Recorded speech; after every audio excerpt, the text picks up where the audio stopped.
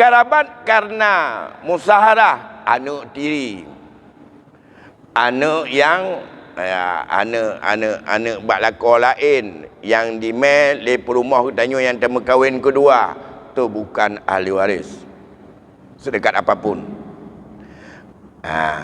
Anak angkat bukan ahli waris, walaupun ban lahir bak mai cocok, walaupun surat bebe dikaduk muput on kalau ada pegot, itu tidak ada hubungan waris mewarisi. Ayah angkat, mak angkat, ibu angkat, ayah angkat tidak ada hubungan waris mewarisi dengan anak yang diangkat atau adopsi.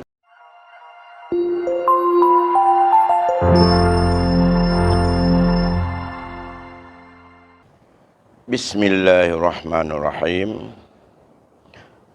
Assalamualaikum warahmatullahi wabarakatuh.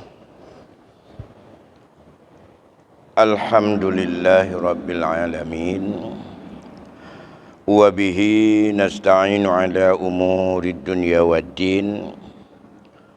Allahumma salli ala Sayyidina Muhammadin Sayyidil Anbiya'i wal Mursalin wa ala alihi wa ashabihi ajma'in, amma ba'd. Faqala Allah subhanahu wa ta'ala fil Qur'anil Karim, a'udzu billahi minasy syaithanir rajim. Bismillahirrahmanirrahim. Tilka hududullah wa may yuti'illaha wa rasulahu yudkhilhu jannatin tajri min tahtihal anhar. Dzalikal fawzul kabir. Wa may ya'sillaha wa rasulahu wa yata'adda hududahu yudkhilhu naran khalidan fiha wa lahum azabun muhin. Sadaqallahul azim. Segenap puji beserta syukur senantiasa kita persembahkan kehadirat Allah Subhanahu wa taala. Selawat dan salam keharibaan junjungan kita Nabi besar Muhammad sallallahu alaihi wasallam kepada keluarga dan sahabatnya sekalian. Tunggu-tunggu Bapak-bapak, guru-guru kami yang dimuliakan Allah, mari kita lanjutkan sembari kita menunggu masuknya waktu Isya dan kita beriktikaf sejenak dalam rumah Allah ini untuk kita mengulang kembali berkaitan dengan satu cabang ilmu yang belum tuntas-tuntas untuk kita sampaikan dan kita pahami, mengingat pentingnya yaitu ilmu faraid ini yang membicarakan berkaitan dengan hal ihwal pemindahan milik orang yang telah meninggal dunia kepada ahli warisnya yang masih hidup, yang di dalamnya ada 4 hal yang harus betul-betul kita jaga. Yang berkaitan pertama kali tentang masalah peninggalannya sendiri itu ke mana saja dan seperti apa yang harus diperlakukan. Yang kedua, siapa ahli warisnya, dan semua ahli waris itu adalah berapa bagiannya. Setelah kita tahu bagiannya masing-masing, maka barulah sampai kepada bagaimana cara membaginya. Andai kata 4 persoalan ini sudah selesai, selamatlah kita daripada orang-orang yang melampaui batas daripada batasan-batasan Allah yang telah Allah sebutkan di dalam surah An-Nisa ayat 11. empat faktor tersebut, disitulah ketetapan atau batas-batas yang telah Allah tetapkan. Tilka yang ada dalam ayat 13 tadi, tilka hududullah, itulah batasan-batasan atau had-had yang telah Allah gariskan. Siapa yang mau mengikuti apa yang telah dibatasi oleh Allah dan apa yang telah ditentukan oleh Rasul, maka ia tempatnya di dalam syurga, kekal di dalamnya. Itulah kemenangan yang sangat besar. Tapi sebaliknya, siapa yang mutaaddi, kelewatan batas, melanggar batas-batas yang telah Allah tetapkan dan Rasul tetapkan, wa may yata'adda hududahu, ya, siapa yang mutaaddi tentang batas-batas ketetapan Allah dan ketetapan Rasul. Yang pertama diawali wa may ya'sillah wa rasulahu, so mantang maksiat kepada Allah dan maksiat ke Rasul. Wa yata'adda hududahu, dia melanggar batas-batas daripada batasan yang ditetapkan oleh Allah dan ditetapkan oleh Rasul. Yudkhilhu naran, tempat kembalinya masuk neraka Jahannam. Khalidan fiha, kekal tak keluar-keluar di dalamnya. Itulah azab yang maha pedih yang Allah berikan kepada mereka. Sebagai seorang yang beriman, tentu saja kita tak mau dan tak pernah ada keinginan untuk melanggar batas Allah dan batas Rasul. Silakan mau mengalihkan harta orang mati itu kepada siapa saja, mau melakukan dengan boleh bagaimana saja. Syaratnya bila tidak mutaaddi dengan batas Allah dan batas Rasul. Ingat, andai kata melewati batasan Allah dan Rasul, neraka tunggu azab Allah di akhirat. Nhân pendapat dan ke ayat Allah surat Nisa ayat 12 nak baca. Orang aja lon terjemah necak Quran terjemah. Jadi hududnya itulah mulai ayat 11, ayat 12 dan juga ayat 176, itulah hudud Allah. Tambah dalam banyak hadis Rasul yang telah dijelaskan oleh Rasul, otomatis kita tidak bisa memastikan diri orang yang selamat daripada melangkah dan melewati batas Allah bila kita tak pernah mengenal batas Allah. Siapa yang tidak mengenal betul batas Allah, dengan penuh perasaan mencoba-coba untuk membuat batas-batas sendiri, kebijakan-kebijakan sendiri, dengan memikirkan bahawa itu sangat adil, besar kemungkinan kita tak selamat daripada menjaga batas Allah. Walaupun kadang-kadang yang hana melanggar, tapi jaklam teput, otomatis baru betul-betul selamat dan yakin kita selamat dari batas Allah andai kata memahami betul batas Allah itu. Memahami batas Allah dan batas Rasul dalam masalah pengalihan harta peninggalan orang mati kepada orang ahli waris yang hidup, tidak bisa lari daripada 4 faktor tersebut. Yang pertama, memahami mana harta orang mati itu, dan kepada apa saja yang harus didahulukan daripada harta itu, dan tertibnya seperti apa. Ini yang pertama.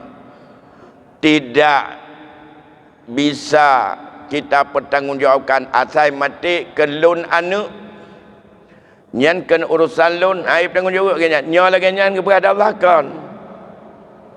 Ya. Kiban je Allah mim ba'di wasiyatin yusi biha audain. Jok ikah menurut jatah oleh tunaikan wasiat dan hutang-hutang menyonyan galam lihat baik mat-mat. Yang apa makna mim ba'di lain, hana makna lain. Sama dengan tertib je. Selesaikan utang, selesaikan wasiat, serahkan harta orang, tinggal harta si mayat, maka itulah baru selesai. Kalau demikian, ada perasaan ego si gogo danyo. Meninggal perumah tu. Dema menyori nong lon meninggal nyan kan urusan lon manjumatu ke mantong udip lon takkan bana. Pertanyaannya, dana sabahnya wong lakau, perumah sabahnya wong, wate meninggal perumah, nah harta ke kebah? Nah, menyona harta ke kebah, maka yang pertama selesaikan harta dia. Mulai daripada pisahkan mana harta dia, mana harta orang lain. So orang lain asaikan gatnya yang kamate mandum orang lain. Termasuklah kau. Pisah.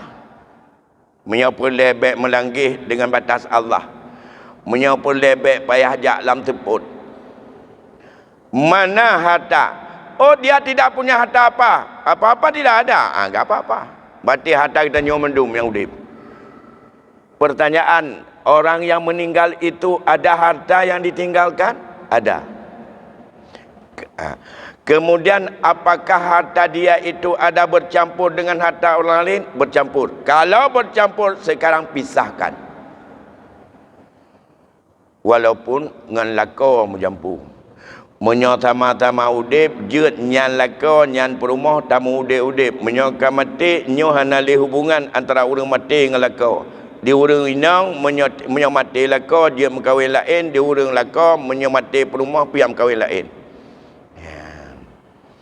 Dan hana urusan le, urusan dunia. Mekawin hanya lebih lebih dunia. Harta nah hak milik masing-masing dunia. Menyangkut dengan ketetapan Allah untuk menyangkut ketanya tamu kongsi dengan orang lain, tablo baru halu hanjit baju riba, olehnya hanjit jeb arak nyan untuk dunia. Orang akhirat arak, orang akhirat jejeb. Ya. Orang akhirat anak akad nikah dengan bidadari. Cak je tamun. Ino baru je tajak nyan je ke perumah taih dua tate malam benar akad nikah. Menyoy akhirat hana, baik dipikir so kadi orang akhirat hana li. Yang kejut pisah ile antara dunia. Pintu pemisah antara dunia dengan akhirat itulah mati. Kita tidak bisa enggak melewati kematian. Begitu mati, urusan dunia habis. Menyogetim kirim atau urang udip kegatnyan. Pertama. Atau naga kebah yang lihat perkara watai ge udip. Pertama. Tapi menyangkut dengan harta atau orang lain kagecok hanya kebah ke urang udip. Ini ada harta. Meninggal kita. Tapi banyak harta orang lain yang sudah kita makan. Harta ini tutup dulu untuk orang lain. Bukan untuk ahli waris. Karena watai gepajuh roja saat ia hidup. Sudah meninggal, yang miliknya itu selesaikan dulu milik orang lain. Nyan sudah kita bicarakan secara umum. Satu, yang pertama harus memahami harta itu sendiri. Mana harta dia, mana yang bercampur dengan orang lain, dan pisahkan. Orang yang masih hidup beri hadiah, walaupun antara suami dengan isteri. Menurut ulun tuan, nyan han tak bertanggungjawab tak alihkan harta lako bak perumah hana we dan alihkan harta perumah bak lako mati perumah nya hana we dan hana tak pulang ilai kepada ahli waris dan tanpa dipisah-pisah, itu adalah besar sekali kemungkinan akan melewati batas Allah. Ya, dosa. Satu. Oleh kerana demikian, punya alawitnya dalam ulai kitanya lagi yang kajut coba baca balik. Baik lain petih talun. Kadang cerita talun karang ilun, ceritanya bagus lain. Pujun lagi atai kebah le Belanda. Pujun lagi yang turun temurun temulaya ta Hindu zaman lagi dalam adat, bahawa menyamati laka kekuasai le perumah, menyamati perumah kuasai di laka dah nawa wate mati bandua baru tiba wujud lagi nyan menurut ketetapan hukum Allah dan hukum Rasul atau hukum agama. Baik nak tanya hukum lain, hukum agama jut menan. Yang kedua, pertanyaan, coba tanyakan kapan beralih harta itu kepada orang yang hidup dari milik orang mati. Pun oleh mati mandum, pun oleh raya anemit, pun oleh tamat di kula anemit, pun oleh perkahwin mandum inau-inau, atau mulai gecok nyawang di malaikat maut. Pinah miliknya kan leh peraya anemit, kan leh meninggal lakau-lakau tu. Pajan ci beralih saat berpisah nyawa dengan jasad orang tersebut. Saat itu, begitu ucapan inna lillahi wa inna ilaihi raji'un, aku pulang. Apa padu polimong lewat limong mulai saat itu ia berpisah dengan hartanya. Ia putus hubungan dengan isterinya. Mulai saat itu silakan isterinya beriddah dan berihdad. Ana boleh tapreh ile untuk mengucapkan talak tuki. Hana tali atai kagadoh nyawa. Saat itulah hitungan iddah dan saat itulah mulai hitungan ihdad. Selesai iddah, silakan untuk mau cari suami yang lain. Berbeda hukumnya kalau suami kita hilang. Seorang isteri, suaminya tak pulang-pulang, gak ada berita, gak kirim nafkah, gak tahu alamat di mana, bahkan gak tahu masih hidup atau dah mati. Nyan kapan berakhirnya antara si isteri yang menunggu suaminya gak pulang-pulang dengan keputusan hukum. Itu diberikan oleh Allah keputusan hakim. Bukan dengan sebab hilang, tidak dihitung dengan berapa bulan, berapa tahun. Ada dalam satu kaul boleh, kalau tidak keputusan hakim, hitung. Mulai dia hari ini dia berapa usianya. Menyol 70 tahun kan yang kajet cok kesimpulan 15 tahun nak wawa tahun 55 umur gah nak wawa sampai nyuka 70 tahun 70 tahun biasa haji kagua Allah ya, yang kajet menyahan tetap bawa keputusan hakim bahawa dia sudah meninggal. Itu disebut dengan mati secara hukum. Barulah saat beriddah, bukan saat dia tinggalkan dulu.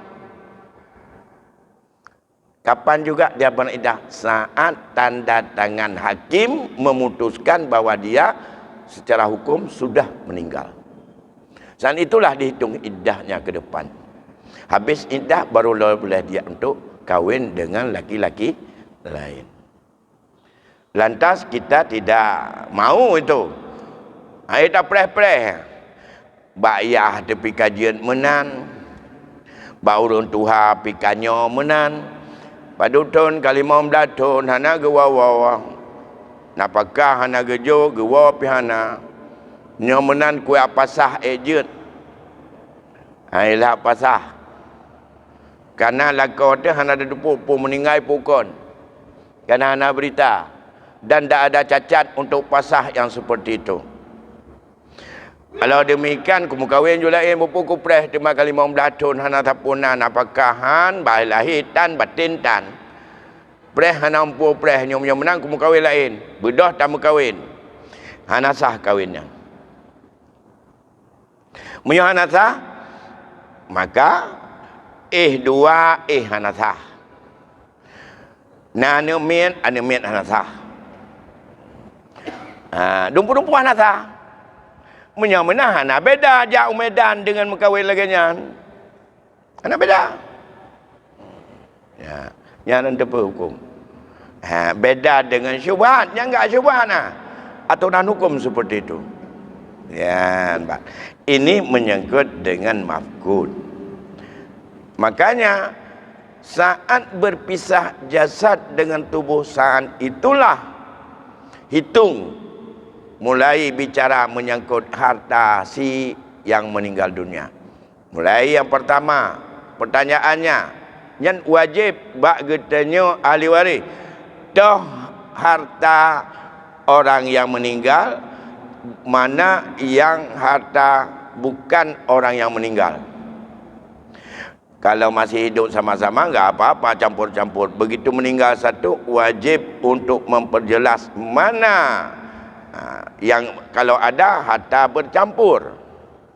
Setelah jelas itu, apakah ada si yang meninggal ini hutang atau tidak? Oh, ada hutang, tapi hutang di saat bercampur. Hutang juga milik bercampur. Sebelum pisah yang bercampur, bayar hutang yang percampuran dulu. Supaya jelas mana harta murni. Nah, habis itu apakah secara pribadi ada wasiat yang sesuai menurut hukum wasiat? Pertama, tidak melebihi sepertiga nilainya. Yang kedua, bukan untuk ahli waris yang mendapat pusaka saat itu. Kalau dua syarat itu tidak. Yang ketiga, bukan jalan maksiat.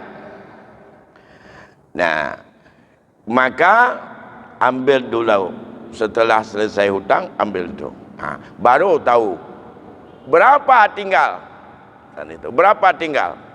Nilai yang dimiliki milik almarhum, inilah yang mengalih kepada ahli waris. Ya. Untuk ulang balik satu persatu. Nyolong pegah elek yang buat faktor bunuh. Pertama masalah harta. Ini menyangkut dengan harta. Yang urusan getanyo di rumah. Kon urusan tengku yang menyangkut puna mujampu harta puhana. Yang kedua, bak hartanya puna pesan puhana wasiat. Olehnya hukum wasiat menghana mupum baru tok batengku. Masalah nang hana wasiat, hibah segala macam itu adalah hukumnya ada dalam fiqh muamalah. Kiban hibah yang sabit, hukum kiban yang hana. Oleh kerana demikian, persoalan itu tidak bisa diberikan ketetapan hukum apakah hibah itu sah atau tidak bila yang menjelaskannya tidak jelas mendengarnya. Gepegah menan pajan gekun home, tapi kamu menan gepegah-pegah nyan hana mupal lafat. Karena itu hibah adalah akad transaksi antara si wahib dengan si mauhub lah. Jidina ketentuan na ijab, na kabul, na kabat, na ikbat. Nya patron hukum. Demai yang dengar-dengar iran kiban, dijelaskan, menyotalah ne pegah, salah hukum. Maka kau salah tengku, watai ke pegah salah hukum. Penjelasan salah dari keluarga. Ya.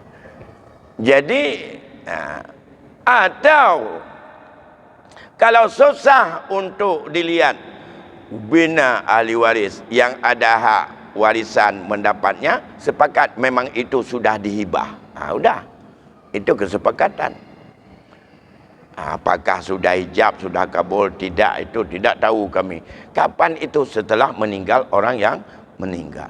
Itu selesaikan dulu menyangkut harta. Baru bicara. Hanya 4 faktor tadi bicara. Selesai 4 faktor, selesai. Untuk menjaga hukum Allah. Dan aman dari ancaman Allah. Yudkhilhu naran. Yang kedua, ahli waris.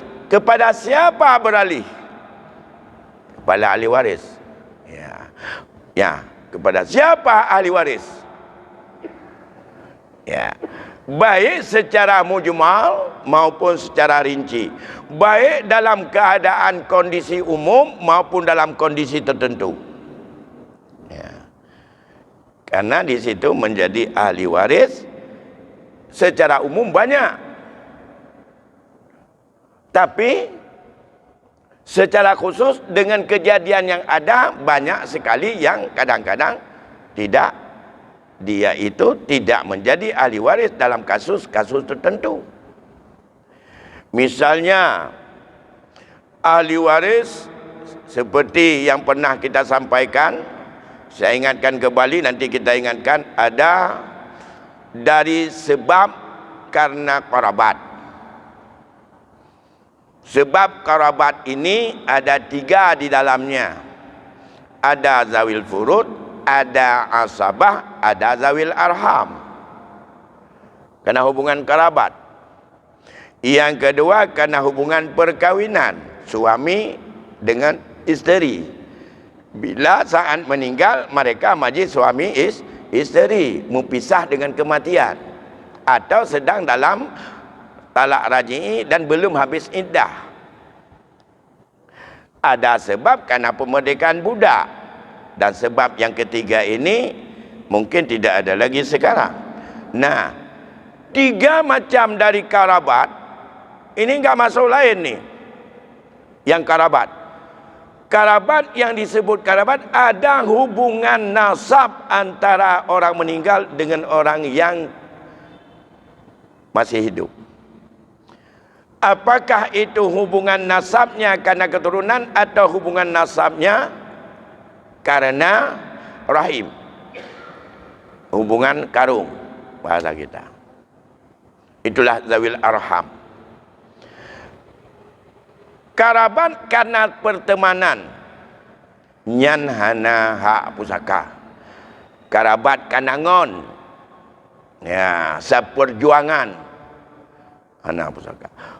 Karabat karena hubungan ridha, tidak menjadi sebab pusaka mempusakai. Walaupun yang ada waktu hanjut tak kahwin karena satu susuan.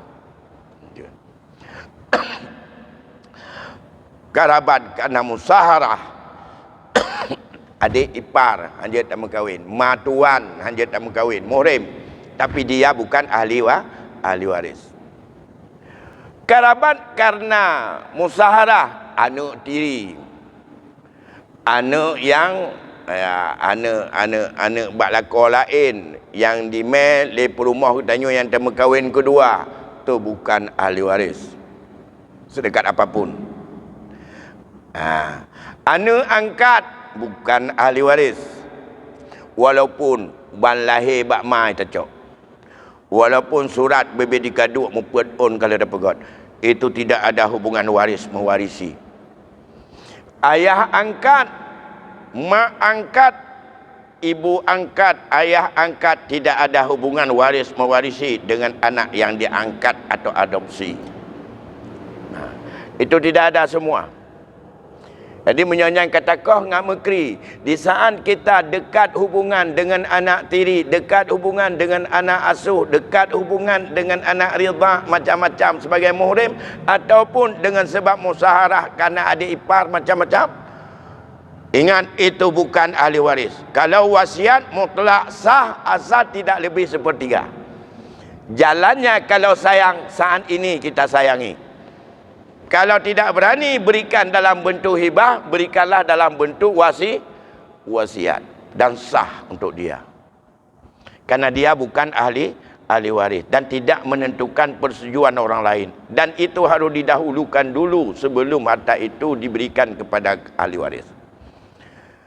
Orangnya tanya le jasa. Bahkan orang yang kena jasa, ya, dia barangkali dalam urutan ahli waris jauh kali terjadi hijab, terjadi penghalang, dan tidak mungkin dia bahkan anak atau keturunan dari anak perempuan, tapi dia punya jasa yang besar dengan orang meninggal. Tiban jasa lun cuco ba ani inong olehnya nane lun, mak daripada mak lun karung. Saya zawil arham, tapi saya mengkhadimnya sampai 10 tahun. Gak ada orang lain. Mulai daripada mengobatinya, menjaganya, mengurusnya, apa saja, hanya saya dengan anak-anak saya. Sedangkan yang anak laki-lakinya atau cucu dari anak laki-laki nenek saya, itu adalah mereka enggak tahu, ada yang di Jakarta, di Medan, entah di mana-mana. Kemudian 12 tahun saya mengurusnya. Sekarang meninggal nenek itu. Apakah saya punya hak warisan karena jasa? Tidak. Tidak punya hak apa-apa. Yang mendapat warisan tetap garis kerabat yang telah ditentukan oleh hukum. Apakah saya berhak mendapatkan wasiat? Kalau diwasiatkan, utamakan untuk saya, asal tidak lebih sepertiga. Karena saya bukan orang yang berjasa untuk 15 tahun. Anak cucu yang memang itu ahli waris minta tupatan. Cucu yang dia bukan ahli waris zawil arham, nyan yang kadang-kadang mutuntun guru. Ya, itu sebelum meninggal. Pesan, kalau tidak berani kita berikan dalam bentuk hibah untuk dia. Pesan, kalau saya meninggal dunia, rumah ini wasiat saya berikan kepada cucuku dari anak perempuan ini yang mengurusku 12 tahun lamanya sampai aku meninggal dunia. Itu berhak. Hitung nilai rumah itu, lebih enggak sepertiga? Oh, tak lebih. Itu mutlak. Rumahnya trun mandum lain milik dia. Agama membicara, tapi tak pelajari. Baik digitanya yang takut uleh tak pegat untuk tak paksa. Sekarang banyak dia meninggal, bahkan menjadi sebuah momok dalam masyarakat Aceh. Di saat orang tuanya tinggal pada bersama dengan cucu dari anak perempuan, anak laki-laki dan cucu dari anak laki-laki itu bersama orang tuanya entah mana di luar daerah. Begitu habis meninggal pulang mereka saja itu untuk nanya harta, dianggap menyokap mati kata kena, menyokap mati berakan mendeh ketan, menan dia jual kadang-kadang. Gasa, tapi sebenarnya yang bertanya itu bukan apa-apa, supaya jelas hartanya. Apa ada hutang, kemudian kepada siapa yang harus mengalih. Kemudian kalau sudah nampak itu ada milik dia, create katru dia. Pajan create urang, wate de kata. Menyahana taputan. Adim kamalim kamatir. Berada urung doa. Menyokat demun kamarit. Atai kana harta kakrit. Cakap lagi kan tanya. Mam Yohana malim panen masih mam kedupu tapu tang ngobot. Mereka letak kedupu tang air bubut masih tu. Yang kerja resiko cik dan nyuruh malim. Ya. Resiko urung malim pula.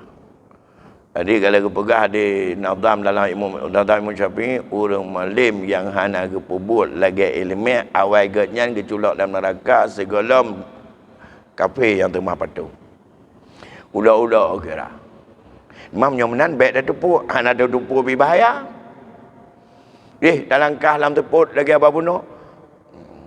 Apakah ni berbuat nak tepu? Hana tak tepu agak binah urang tepu. Hana pernah tak tanya, nyan getanya kira urang yang jahil cik. Dan jahilnya kehukum dia itu adalah orang yang ulak-ulak cik.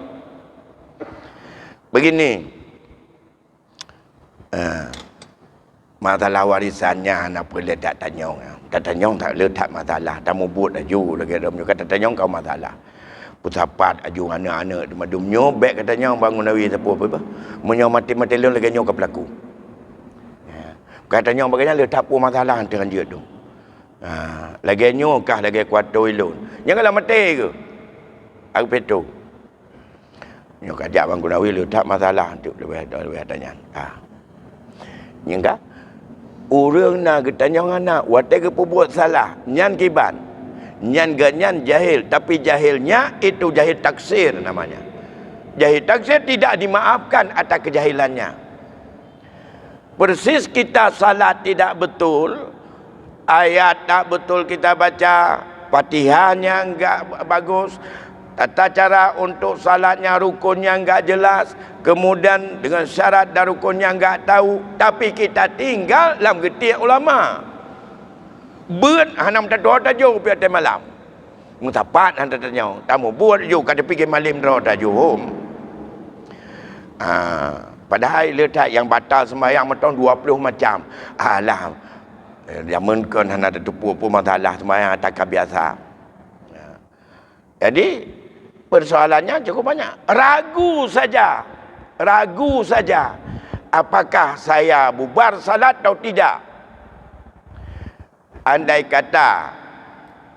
kata kejadian begini walaupun adat, ragu kabata sembahyang apa sembahyang ni. Karena niat dalam sembahyang terbit perlu sembahyang sama dengan niat terbit dalam Islam. Hana payah truk dengan mu'alla alih.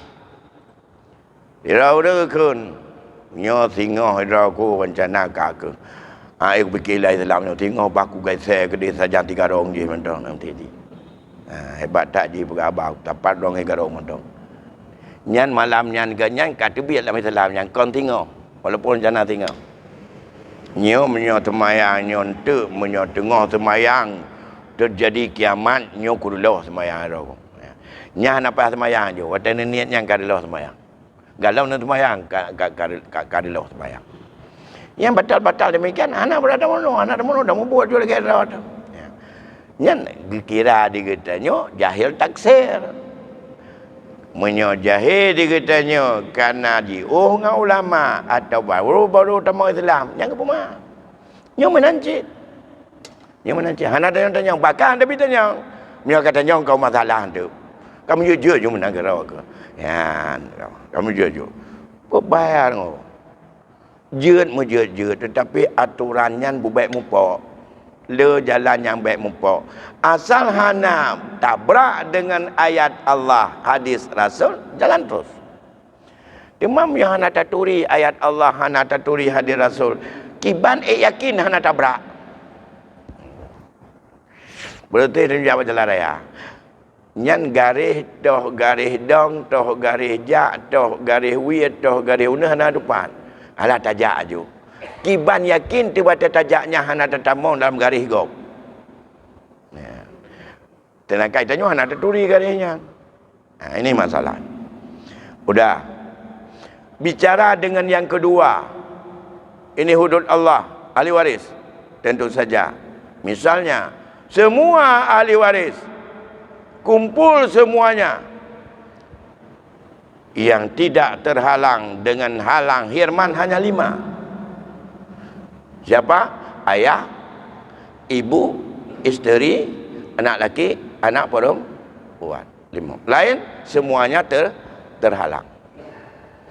Tamah tidur nian terhalang lain. Salah satu di antara 5 tidak ada. Gak ada mama si main. Berpindah kepada muncul yang lain, nenek.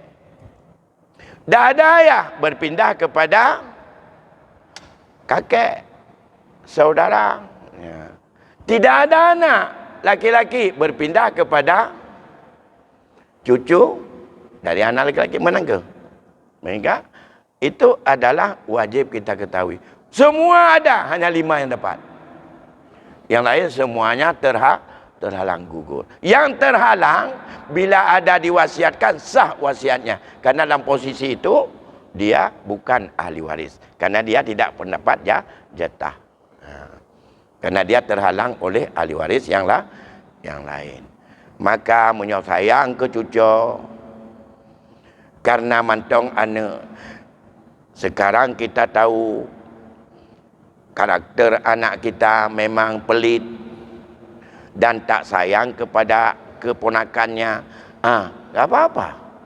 Karena kalau sudah kita pelajari ahli waris anak laki-laki saya menghabiskan seluruh harta. Cucu saya yang orang tuanya sudah meninggal, ia tidak dapat apa-apa. Wasiat. Sekarang kita wasiat, enggak rugi.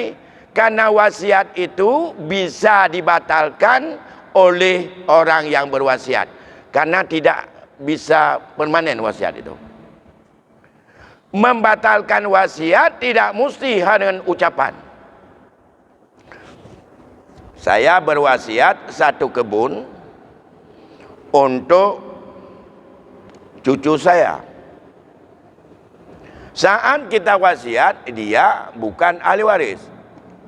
Tapi saat saya meninggal, dia ahli waris. Karena anak saya sudah duluan meninggal semuanya dan ia jadi ahli waris.